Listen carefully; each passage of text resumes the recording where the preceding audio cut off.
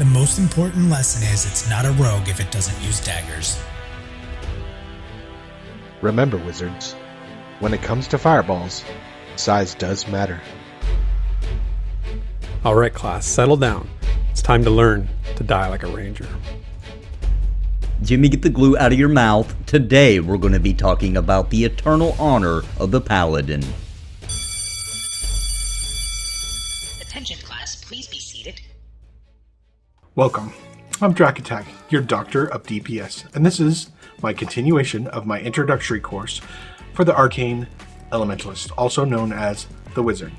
As many of you know, passing the Wizarding 101 class is a requirement for MMORPG University and all degrees you get here, so you need to pay attention. In my class, you will learn about many different types of wizards across many different types of games. I will give each one a final grade at the end, and also discuss what I think Pantheon Rise of the Fallen should take from these MMORPGs and use it in their game. If you have any thoughts or comments about what you think should be taken from these games, or just any thoughts about my video in general, I would love to hear about it in the comments below. Before we get started with this week's wizard, I want to take a second to review. There's 5 main characteristics that I want to see in a wizard when I play an MMORPG.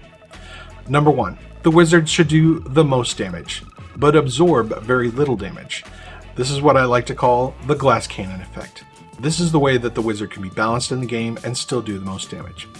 Number 2, a wizard should do direct damage and not do dots.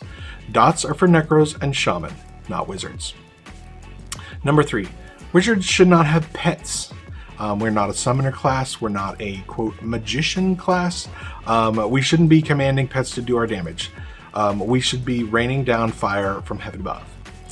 Number 4, wizards shouldn't be without some kind of utility to the group. Things like invisible, warps, stuns, those types of things the wizard should have in its kit. It shouldn't be the strength of the class, but should be included. Number 5, wizards should wear cloth and wield some kind of staff or wands. Leave the swords and the daggers and the maces to the warriors and to the rogues. So for this session of MMORPG Classes 101, we will be taking a look at the wizard in EverQuest 2. We've been playing that for about a month, and it's been a pretty good time. As for an official definition, Daybreak Games doesn't have an official definition on their website, so I had to look at EQ2fandom.com to get this wizard definition.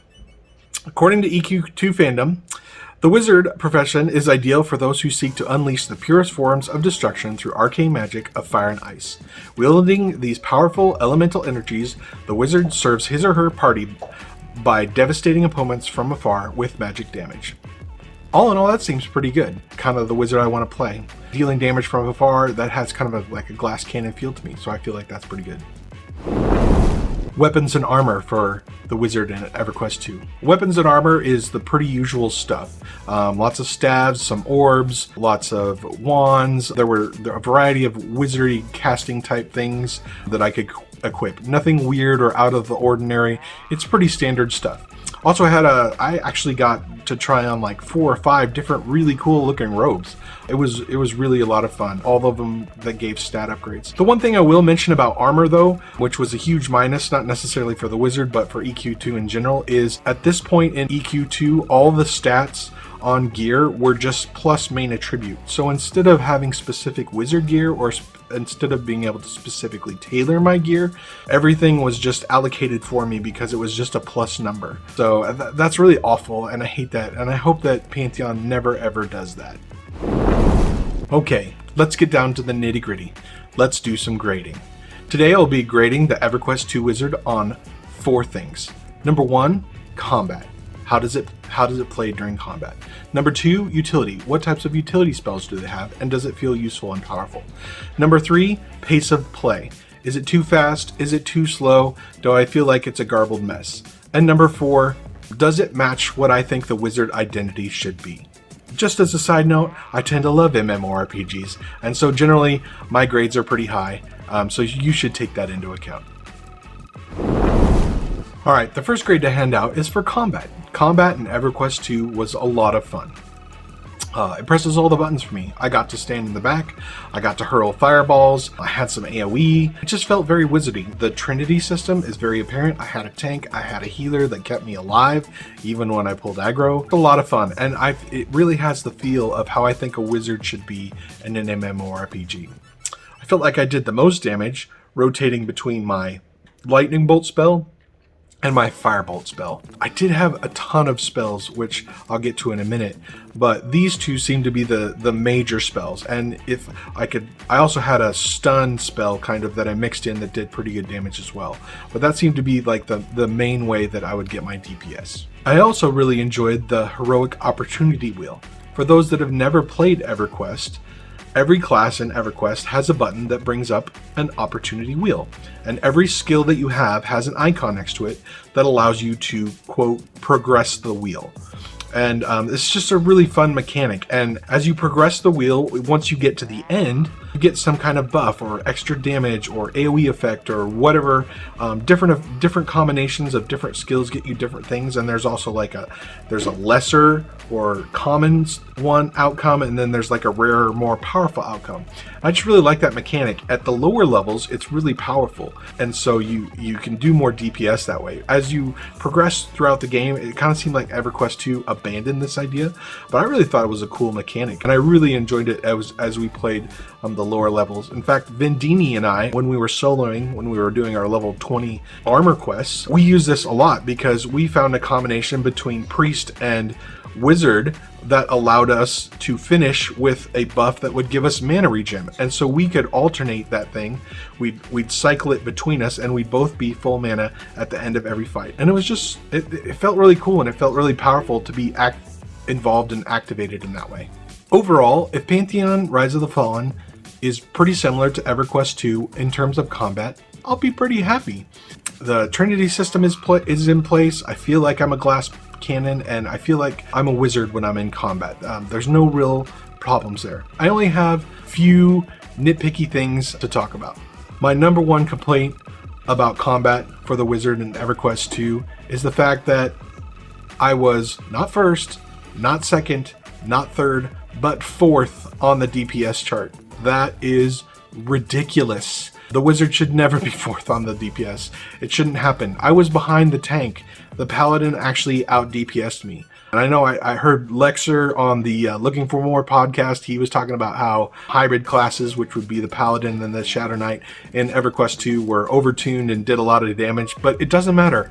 They're the tank. They should not do more damage than me, and it is absolutely ridiculous. I shouldn't be behind the ranger, and I shouldn't be behind the rogue. The wizard's number one job is to do damage, and I should at least be occasionally at the top of the charts. I just don't feel like I ever was.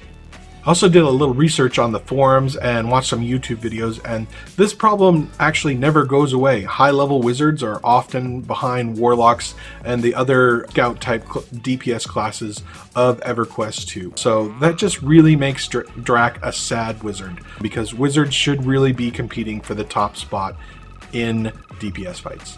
The number two problem I had with the combat for the EverQuest 2 wizard is I almost had as many dot type spells as I had direct damage spells. No, no, no. Necros and shamans are dots. Wizards are direct damage. If you want to add some type of burn effect after we do direct damage, I mean, that's kind of acceptable, but wizards should always be about the direct damage, not the dots. Don't add that as flavor. It's not the wizard way. And my number three nitpick about EverQuest 2 combat was I never really felt like we were in a super amount of danger. Like Guild Wars 2, we were kind of just rolling through the content. And maybe it's because Vendini took up crafting and hooked us all up with amazing gear, or maybe it's because in EverQuest 2 when you die, it's a really small experience penalty, or maybe it's just an older game and the lower levels, everybody just breezes through them anyway, so it doesn't matter. Or maybe it's just because, we are that awesome, but it just didn't have that like bite of like, oh, are we gonna win? Are we gonna lose? I don't know.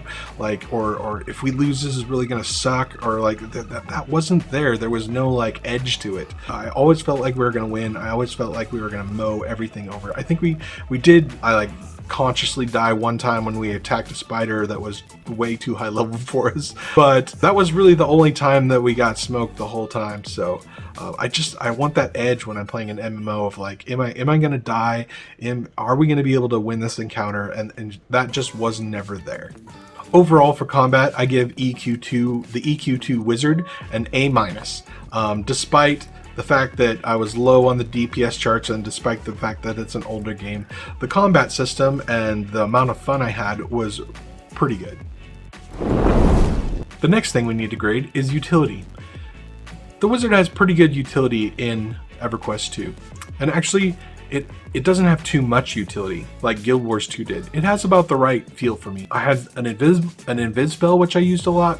I had a stun, which I used a lot. There was a root spell that I used constantly when I was soloing, and there was some debuffs. I really felt like it was the right amount. I didn't have too much. I didn't feel like a utility class, but there were things I could offer the group when I needed to. The one thing I didn't like was that the Wizard in EQ2 is part of the Mage class. So you start out as a Mage and then you go to a Wizard. I think they took that out, but they didn't take out the piece where you still get all the other Mage spells. So Mages were Enchanters, Summoners, all the other cloth casting classes were all started out as a Mage, and then you specialized as you got higher in level. So I actually still have a Mesmerize spell. The Wizard really shouldn't have like the iconic spells of another class. Just for the record though, out of solidarity for all you enchanters, I didn't use my Mesmerize spell. I specifically didn't even load it on my bar because I just think that's ridiculous. So I don't mind starting out the same, like as a Mage and then progressing to a Wizard, but when I turn into a Wizard, I should definitely lose all the other abilities that I have. And I know that like the Rogue class had tracking, and like there was just some weird stuff that really didn't fit with classes that way, and that's just a minor gripe that I have. I also had a minor beef with the way they did buffs. I had 4 or 5 buffs that I could cast on myself. Some were self only, some were group only, but there was no timer on them, and they never expired. Sometimes they didn't even expire through death. So I only had to cast a couple of them once total in the whole time that I played EverQuest 2. So I don't know if that was a bug or if that's just the way that EverQuest 2 rolls, but I feel like if I die, I should have to recast my buffs. I know that that's kind of, a pain in the neck for some people, but I just feel like that's, I don't know, maybe I'm just that old school, but I just really feel like that should be in the game. There should be some type of timer. Like, it can be long, you can make it a 3-hour buff, that's fine, but at some point I should need to recast the buff. Or if you're gonna do permanent timers, then I should have to make choices. Like maybe I choose this buff or this buff, one or the other. If I can just cast all my buffs and they stay up forever, then what's really the point? Why don't you just allow me to have an aura that casts these buffs on my group when I join the group? Make buffs at least somewhat meaningful if you're gonna give them to me. So overall, the EverQuest 2 Wizard had a little bit less utility than the Guild Wars 2 Elementalist, but I think that's a good thing. And overall, EverQuest 2 did a pretty good job of doing utility. So I'm going to give it a B+. All right, let's move on to grading the pace of play. The pace of play for EverQuest 2 is pretty good. I feel like the EverQuest franchise is right where I want to be personally when I'm playing an MMORPG. The mobs last a while, everything's not just wiped off the face of the earth instantly. So I really enjoy that aspect of EverQuest 2 and the EverQuest 2 Wizard. Also, I have a lot of different spells, and they have a lot of different cast timers. Some are slow casting, some are like really long casting. I really like that piece of it. The one big negative for pace of play for EverQuest 2 is just the sheer amount of spells. And I'm sure every other instructor that is doing this class video will tell you that we were getting 3 to 4 new spells, not like upgrades to spells, but like new spells every time we leveled. I had 3 and like 3.5 hot bars worth of spells, and we ended at level 32 or 33. That's just completely ridiculous. EverQuest 2 is the poster child for limited action bars, and this is the reason why you have to place a limit on it, because otherwise you get this enormous spell creep and you have 50 billion buttons and you feel like you need to press them all, and you have no idea what to do. I mean, we would go through adventure sessions, I'd ding 4 or 5 times and I wouldn't use any of the new spells because I wouldn't even have time to like read what they were doing because we were moving through stuff. And so but to get prepared for next week, I'd go back through and like read all the spells that I got and figure out which ones I wanted to use. Pantheon is not going to do that. They have a limited action bars, and so I think they're thinking about 12. I think that's a fantastic idea, but for the pace of play and for EverQuest 2, it was the big downer for pace of play for sure. One of my friends posted this in our guild. It's his max level Death Knight. As you can see, he's got so many skills. I mean, it's just completely ridiculous. But back to what I did like. We did do the last dungeon run. It took us like, we did the dungeon run the whole time. Took us about 2 hours, maybe 2.5-ish. And we got from the beginning of the dungeon to the end of the dungeon. It was an instance dungeon. I really liked it. There was lots of like puzzles. We were clicking on wall sconces and all kinds of stuff and finding our way around and investigating sisters' bedrooms. It was crazy, but I really like that piece of it. And a 2.5-hour dungeon, like that's like perfect. You don't have to invest like a whole day in it, but it's not a half an hour thing where it feels like it's a throwaway either. So pace of play overall is good. You just need to back off on some of the button pushing. Last but not least, let's look at the wizard's identity when it comes to EverQuest 2. For me, the wizard is so iconic. We have such good role models to look up to. Things like Gandalf, Merlin, and even Harry Potter just have laid down such a foundation for us to look at. I feel like the EQ2 wizard does a pretty good job of living up to the standard. Lots of robes, lots of fireballs, lots of AoE. Just really does a good job of making me feel like I'm a wizard, making me feel like I'm master of the arcane. It's a really good feeling to play the wizard. A couple of the drawbacks, I've already kind of mentioned them, but number one, my gear. There's no other way to differentiate myself between any of the other intelligence casters. All my gear is just plus main attribute. I really want to be able to customize my gear. That's part of my identity. I want to be able to customize my stats. That's also part of my wizard identity. So I can separate myself from different types of other intelligence casters. Also, don't give me enchanter spells. Don't lump me in with them. Don't give me magician spells. Don't lump me in with them. Don't group me up. When I become a wizard, get rid of the other quote mage spells so I can be just a wizard. I don't mind if I have to grow into being a wizard, but once I become a wizard, I should only have wizard spells and no dots, please. So overall, I give the wizard identity in EverQuest 2 a B+. So what can Pantheon learn from the wizard in EverQuest 2 and take to the wizard in Pantheon? Well, I feel like in general, Pantheon draws heavily from the EverQuest franchise because this was Brad McQuaid's baby and Pantheon is Brad McQuaid's baby. And so there are lots of parallels that happen there. And the EverQuest 2 wizard has a lot to offer. It's very glass cannon. It has lots of nukes. There's a lot to draw from there. Things that I think you should avoid. I think you should avoid making the hybrid classes do more damage than the wizard class. That is definitely something you should avoid.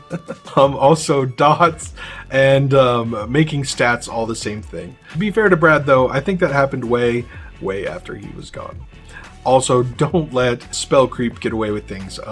Stick with the limited action set, stick with the limited action bars, because the spell creep is a real thing and you do not want to go down that road.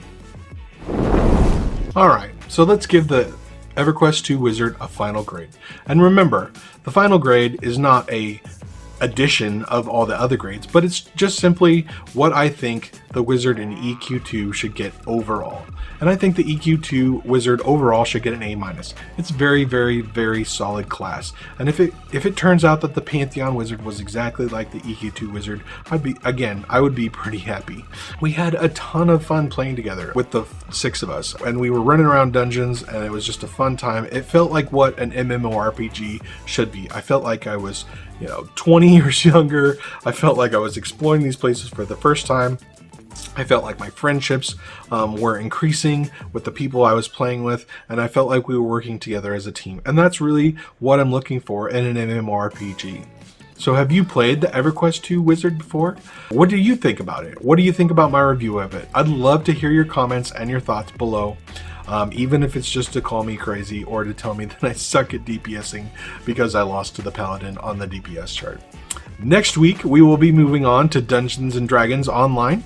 We will be joined by Ziplox. He is our resident Dungeons & Dragons expert. So I'm super excited to that. I'm super excited to continuing to giving these wizard classes. I hope you enjoy them, and I will see you online every Tuesday as we continue to do our Classes 101 RPG. This is Draq Attack, evacing out.